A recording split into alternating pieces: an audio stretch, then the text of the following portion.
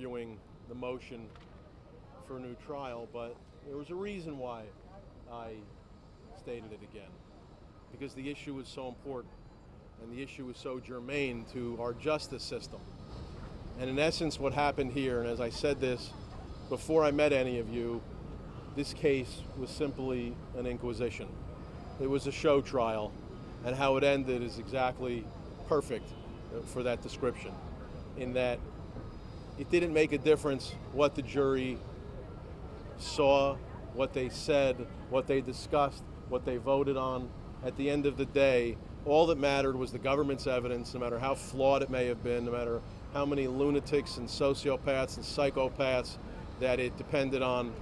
All that mattered was the evidence, and the jury be damned. We learned that up to 5 jurors broke the law, violated the law, while they were judging Mr. Guzman for crimes. And nevertheless, we couldn't even get a hearing to determine what actually happened, because as we all know, had we had that hearing, chaos would have ensued, and we would have been back here for round 2. And that was something that the United States government could never have. They fought desperately against it, and that's why the judge ended this with a very quickly written and canned 43-page opinion, which will now be part of the appeal, and probably the most significant appeal issue. So all we had asked for at the beginning was a fair trial. I'm not here to tell you that Joaquin Guzman is a saint. I'm not here to tell you that what occurred, that the witnesses were unusual than any other American trial. All we asked for was fairness. And no matter what you think of Joaquin Guzman, he still deserves a fair trial. Everybody does in America. Because if you don't give a fair trial to Joaquin Guzman, what happens to the guy off the street that gets arrested for tax evasion? Well, they got away with it in a case like Guzman. They can get away with it in a case like that as well. With regard to Andrea Fernandez-Velez, it was a wonderful audition to watch her. I have empathy for her. But what was left unsaid was the fact that for her drug dealing, which included many things that had nothing to do with Joaquin Guzman, and many things that she tried to do behind his back, which came from government witnesses. I'm not making this up. She didn't spend a single day in prison. So I think that was a pretty good thing to end up with, to be involved in drug dealing for all those years. She had romantic relationships with multiple narco traffickers. She certainly did her part. She talked about concern about being killed. Well, she certainly did her part to get other people put in the soup as well, having nothing to do with Joaquin Guzman. But today, I'm not here to bury Andrea Velez Fernandez, just to point out that this is one of the sweetheart deals that the government witnesses got. For all of her drug dealing, for all of her crimes, she did not spend a single day in prison. And she's not the only one, because other people testified in this case that never spent a day in prison, that weren't even charged with the crime. The killers that you heard that testified, short sentences. Some of them are out already. Some of them have been out for years. Others are getting out soon. And they're all going to be here. They're all going to be here. We're not getting the best from Mexico. We're not getting the best from Colombia. We're not getting their best. They're here. They're going to get citizenship, and they're going to be walking amongst you. Remember that. All to get Joaquin Guzman. Could they have gotten Joaquin Guzman without every single one of them that they made these deals with? Of course they could have, but it might have taken more of an effort, and it might have put a conviction more at risk. So with that, I appreciate all of you coming. You guys worked very hard. I apologize to all of you that have been here since last night, but it's not my fault. If you have any questions. Well, I think Joaquin wanted to finally have his piece. He wanted to say it. He wanted to get out what was on his chest. This is a guy that had an exemplary behavior in the most crushing of circumstances and conditions. We heard about some financial defendant who tried to choke a prosecutor during his trial a couple of months ago. Joaquin Guzman behaved like a gentleman. He respects the American justice system. That's why I'm bringing this up. But all he wanted, and he said to me from day one, is I just want a fair trial. You tell me that I can get justice here, I just want a fair trial. And at the end of the day, We like to pretend that it was justice. It was not justice. You can't have a situation where jurors are running around lying to a judge about what they were doing and learning about allegations that were purposely kept out by the government. So he's frustrated with that, but look, he's got tremendous equanimity and he's handled this well. I know that everybody's thinking, well, he's been convicted of these horrible crimes. Why should anybody care about him? Well, we care about him because we care about our system of justice here, and we want the right thing to be done. And that's really, that's why he felt he had to say those words today. He appreciated that his treatment by the guards in the MCC. They always were gentlemen to him, and that's important too, because not everybody's always treated him so well. What do you think would be a fair outcome of this, given the charge that he was facing? Look, a fair outcome was a fair trial. That's all we wanted. I never came here, to tell you after a conviction that perhaps the decision wasn't the right one.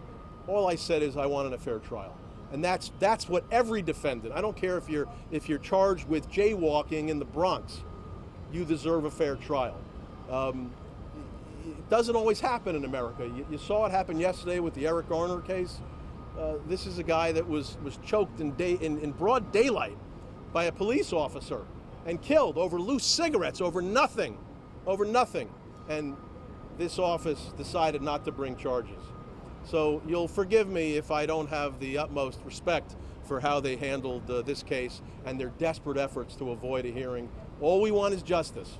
That's all we wanted. That's all anybody wants when they come into these hallowed grounds. And that's exactly what we should expect. Jeff, what about the $12 billion? The government said there's $12 billion. What about that? I think it's $12.7 billion. I don't want you to short anybody $700 million.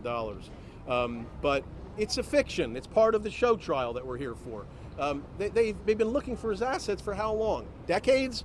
They've found right now, before they get to $12.7 billion, how about they get to $1? When they get to $1, wake me up. Right now they're at $0. So I don't know that we're really ever going to see anything with that. It's a fiction. We all know that. It's part of the show. But they calculated that. It was what are the assets? Magnificent calculation. It was wonderful. The number of trees that have been felled to allow the Eastern District of New York, U.S. Attorney's Office, to put in all their thousands of submissions.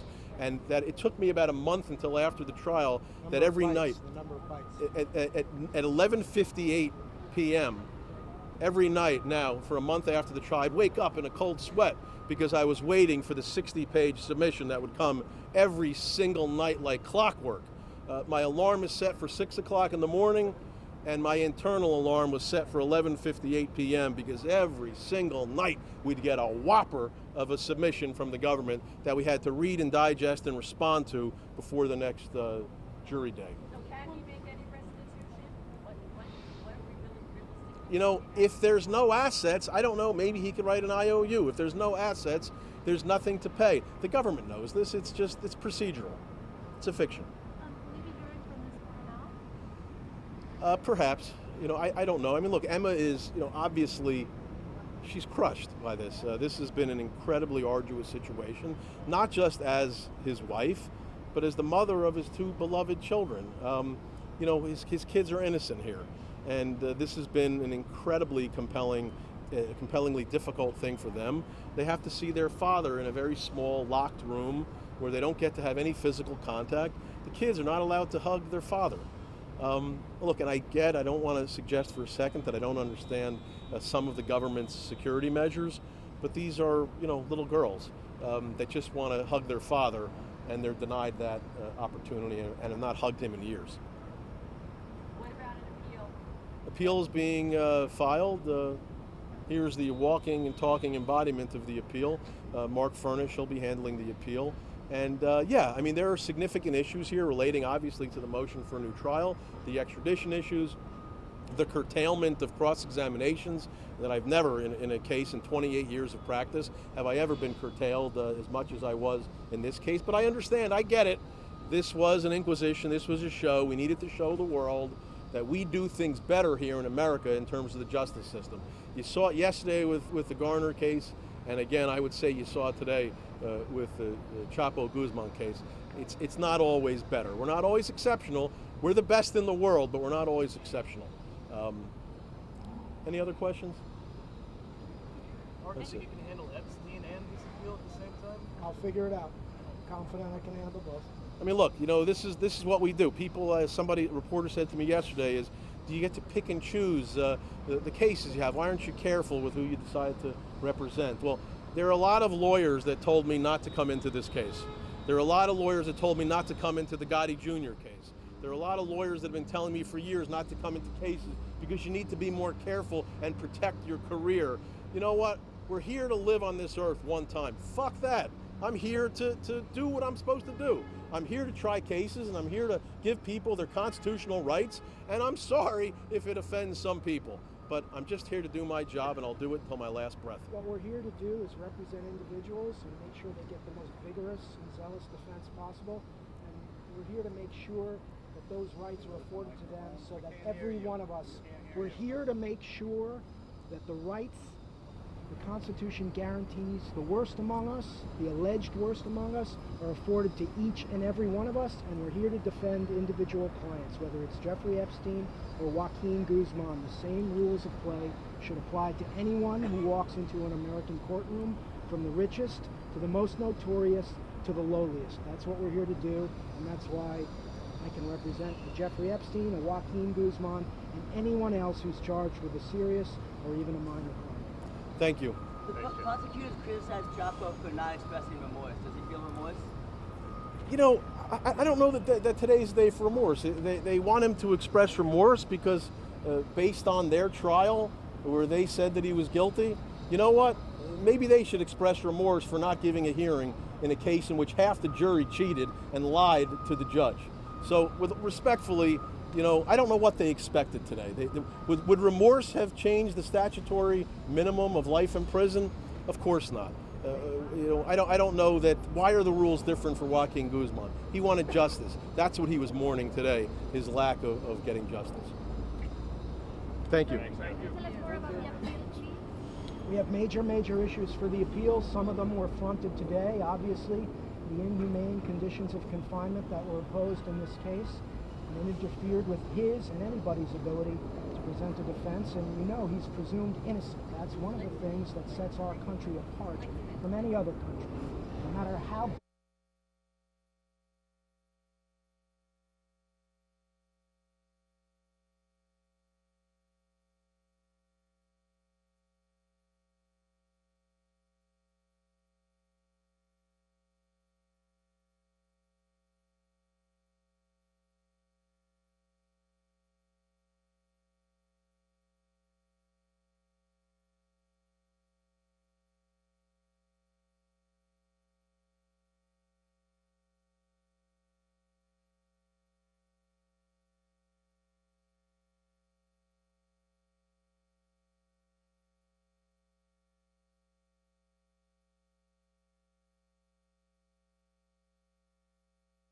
as Jeff said, the hearing in this case would have been very ugly, and God knows what it would have revealed. And let's be clear about this.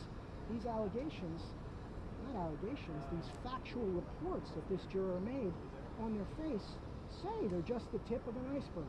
So to this day and forever in history, this verdict will be clouded and stained because we don't know the full extent or the truth of what happened here. But we know it's very serious, and we know that on pain of criminal sanction, this juror came out and said that the entire jury, well, that's too much, a great number of members of this jury panel lied to the judge's face. And if the head stinks, you got to throw out the fish. And this jury smells based on the allegations, and you've got to think seriously about throwing out the body, which is the verdict. And we didn't get a chance to do that. And that's very troubling. And it's not in keeping with the way we do justice in this country. And that's right. And I'll leave it as this, is that you can bury Joaquin Guzman under tons of steel in Colorado and make him disappear, but you're never going to remove the stink from this verdict due to the failure to order a hearing on the misconduct of the jury in this case. Do you know when they're going to transfer him to Supermax? You know, I hope it's going to be, 60 days we asked for so he can work on the appeal. I don't know that he's going to Supermax. I presume it, which is, actually maybe a walk in the park compared to what he's been through right now. Thank you.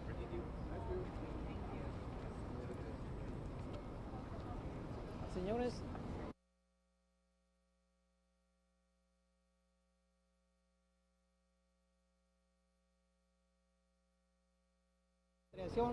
a México en virtud de la serie de irregularidades en la entrega a las autoridades norteamericanas.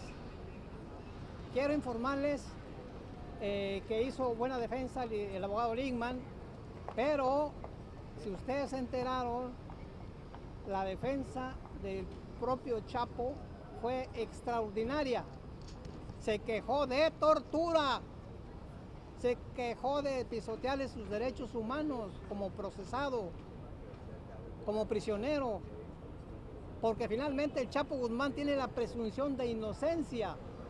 Y hablando de tortura, señores, el presidente Trump le acaba de negar una visa humanitaria a una anciana de 92 años.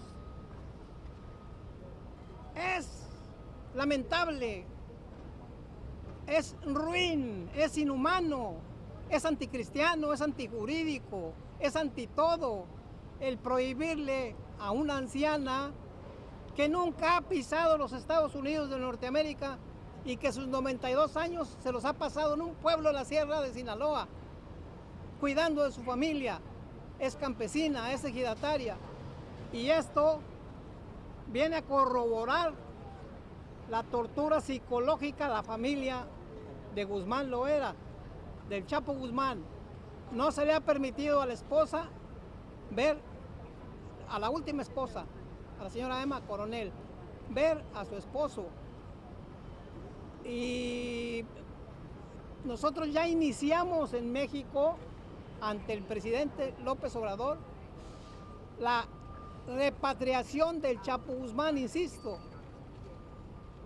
Y insistimos, la fortuna del Chapo Guzmán, lo que sea, $1, $1000, lo que sea, se generó en México. La siembra, el cultivo y la cosecha de la amapola y la marihuana se llevó a cabo en México.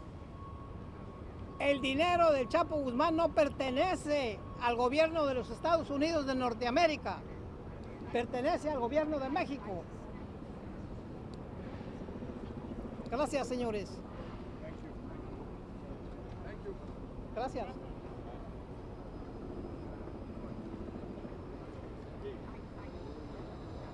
Everybody needs to be behind the barriers now. Everyone.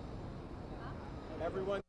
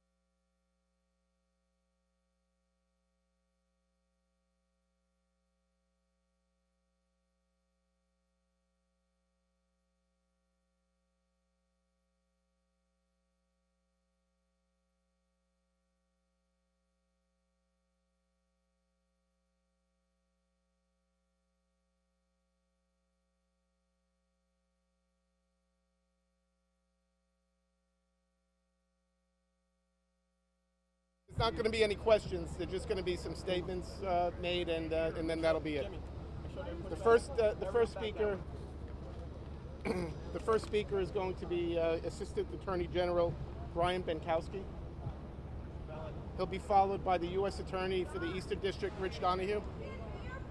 I'm just telling them who the speakers are. You have the email already.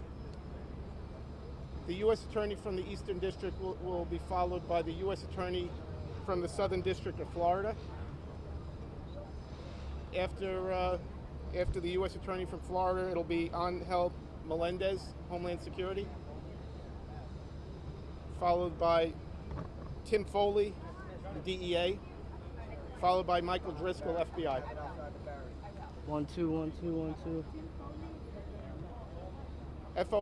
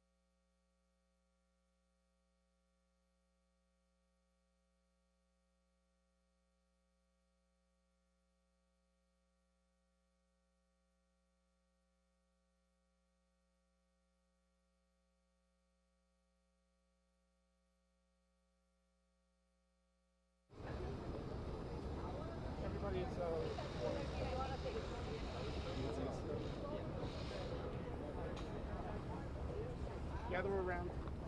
There we go. Great. Ready? Good morning. My name is Brian Benchkowski. I'm the Assistant Attorney General for the Criminal Division at the Department of Justice in Washington, D.C. The long road that led Chapo Guzman from the mountains of Sinaloa to the courthouse behind us today was paved with death, drugs, and destruction. But it ended today with justice. Mr. Guzman thought for more than 25 years that he was untouchable, that there was no problem affecting the Sinaloa cartel, that he couldn't bribe, intimidate, torture, or kill his way out of. But thanks to the hard work of the men and women of federal law enforcement, the offices of the individuals who are standing with me and behind me, justice was done today for the American people. Today's sentence is the culmination of a tremendous partnership and a tremendous amount of hard work between the Criminal Division's Narcotics and Dangerous Drugs Section in Washington, Rich Donahue's office here in the Eastern District of New York, U.S. Attorney Ariana Fajardo's office from Miami, the DEA, HSI, FBI, and our foreign law enforcement and prosecutorial counterparts around the world. I am tremendously proud and grateful to stand here shoulder to shoulder with these men and women and the offices that they represent. Today brings a measure of justice for the American people. It brings a measure of justice for the country of Mexico, whose institutions were corrupted for decades by Mr. Guzman and the Sinaloa cartel. It also is indicative of the fact that the federal government, the United States Department of Justice, our federal law enforcement counterparts will not rest ever, ever in the face of a threat like Mr. Guzman and his cartel. We will bring you to justice if you pump hundreds of thousands of tons of cocaine and other drugs into our country. We will find you, we will extradite you, we will prosecute you, and we will bring you to justice. With that, I'd like to turn it over to Rich Donahue, U.S. Attorney for Brooklyn. Thank you, Brian. Good morning. I'm Rich Donahue. I'm the U.S. Attorney here in the Eastern District of New York. Minutes ago, in the courthouse behind me, United States District Judge Brian Cogan sentenced Joaquin El Chapo Guzman to life without the possibility of parole, plus 30 years. This sentence is significant, and it is well deserved. It means that never again will Guzman pour poison over our borders, making billions while innocent lives are lost to drug violence and drug addiction. We cannot undo the violence, misery, and devastation inflicted on countless individuals and communities by the drugs that Mr. Guzman and his organization inflicted on our country for more than 2 decades. But we can ensure that he spends every minute of every day of the rest of his life in a prison here in the United States. The same fate awaits anyone who would seek to take his place. I want to thank our outstanding prosecution team from the Eastern District of New York, Assistant United States Attorneys Gina Parlavecchio, Michael Rabati, Patricia Natopoulos, and Hyrule Mehta, as well as Assistant United States Attorney Brendan King, who is handling the $12 billion forfeiture proceeding. Paralegals Huda Abusher, Melissa Bennett, Eileen Rosado, and Angela Ancale Jimenez. From the Southern District of Florida, Assistant United States Attorneys Adam Fells and Andrea Goldbard. From the Narcotics and Dangerous Drugs Section in Washington, Assistant Trial Attorneys Amanda Liscombe, Anthony Nardozzi, and Brett Reynolds. Finally, I want to thank our law enforcement partners who helped us secure justice in this case: the DEA, the FBI, and HSI. We thank them, their agents, and their courageous partners for bringing this case finally to justice. I'd now like to turn the microphone over to my colleague, the U.S. Attorney for the Southern District of Florida, Ariana Fajardo. Thank you, Rich. My name is Ariana Fajardo. I'm the United States Attorney for the Southern District of Florida. I will give just a brief statement in English, and then for the Spanish media, I will give a brief statement, or attempt to give a brief statement in Spanish. Today's life sentence really has a profound impact in our country. This is the only sentence that can be given to somebody who has spent a lifetime poisoning the streets of our community. This was not something that could be done by one person. As I looked around the courtroom today, I was very much impacted by the number of agents and prosecutors that it took, and the years and decades of evidence that was gathered to bring this sentence today to its culmination. The impact of today's sentence can't be overstated. The world has now been rid of the brutality of the Sinaloa cartel leader. This is very important for us, for our community, and for our government. I want to thank all of the agents and law enforcement that were able to bring out the evidence that came out in this case.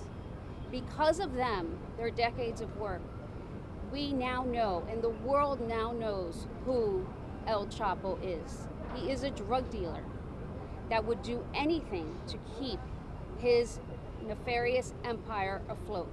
It included kidnapping, it included corruption, it included torture, and it included murder. And the same way that you see us standing here today, we are united, all 93 U.S. Attorney's Office and the Department of Justice, and we are here, to tell you and tell everybody out there, be careful, because we are going to work together and we are going to rid our streets of these illegal drugs. It may be one case at a time, but we are not done working. Buenas tardes, mi nombre es Ariana Fajardo. Yo soy el fiscal federal del Distrito Sur de la Florida. Hoy el juez ha condenado a Joaquín Guzmán, conocido como el Chapo, a una sentencia en que él va a pasar el resto de su vida en una cárcel. Esto es muy importante porque él ha envenenado las comunidades de muchos de este país, muchas comunidades en este país. Y eso no lo vamos a aguantar. Hoy, con la sentencia y la condena que han puesto, nosotros estamos libres de la brutalidad del líder de la Sinaloa cartel. Muchas gracias a todos los fiscales y agentes que han trabajado por años en traer este caso a la justicia hoy. Y le decimos que nosotros, como el Departamento de Justicia, vamos a seguir trabajando para poder quitar todas las drogas de las calles de estas comunidades. Y no vamos a dejar que nadie envenene nuestras comunidades en este gran país. Muchas gracias. En este momento llamo a Ángel Meléndez. I can now call Angel Meléndez. Good afternoon. My name is Ángel Meléndez. I'm the Special Agent in charge for Homeland Security Investigations here in New York. I'll make some brief comments in English and then brief comments in Spanish. I want to start off by saying it's done. The book on El Chapo Guzman is closed today with this life sentence. Now, when you look at the meaning of the sentence, it's a culmination of decades of investigating and working hard in collecting evidence to be able to eventually prosecute and convict this drug trafficker. There's two stories to this. On one side is the fact that corruption and violence is important for drug traffickers like Joaquin El Chapo Guzman to be able to thrive. On the other hand, we see that the heroics of the special agents, the prosecutors, the detectives across borders who worked so hard for decades to be able to bring this man to justice and provide a voice and some type of justice to the many victims of his actions. This sentence today finally separates the myth of El Chapo from the man, Joaquin Guzman. And for the man, it is the end of the line, and it is a reality that he will not be able to escape. En español, culminó. Cerramos el libro, el capítulo de Joaquín El Chapo Guzmán. Con la sentencia hoy, el señor Guzmán pasará el resto de sus días en una prisión federal aquí en los Estados Unidos. Con esta sentencia vemos que la corrupción y la violencia es necesaria para que personas como el Chapo Guzmán puedan llevar a cabo sus actividades delictivas por décadas. Pero también vemos el heroísmo de los agentes, de los fiscales, a través de todas las fronteras que han trabajado por décadas para recopilar evidencia, para llevar a cabo esta sentencia hoy monumental e histórica. Porque el señor Guzmán pasará el resto de sus días en una prisión aquí en los Estados Unidos. Y con la sentencia se separa el mito del Chapo del hombre Joaquín Guzmán. Y para el hombre es el final de la cuerda y es una realidad de la cual no se podrá escapar. Thank you. And for now, my colleague from DEA, Tim Foley. Thank you, Angel. Timothy Foley, Associate Special Agent in Charge, Drug Enforcement Administration.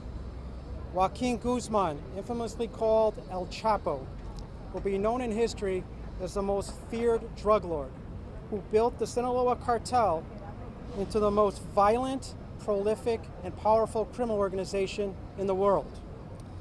Today should be marked in history as the day American and Mexican law enforcement closed the book on the reign of Chapo. I applaud our federal, state, local, and international partners for their incredible collaboration during the hunt for Guzman, his arrest, extradition, trial, conviction, and today's sentencing. DEA's Mexican law enforcement partners are national heroes. The Mexican Marines are responsible for flushing Chapo from his hideout in the mountains to his capture in Sinaloa, Mexico. It took Chapo a lifetime to build a drug empire, and now he will live the rest of his life in a U.S. security prison.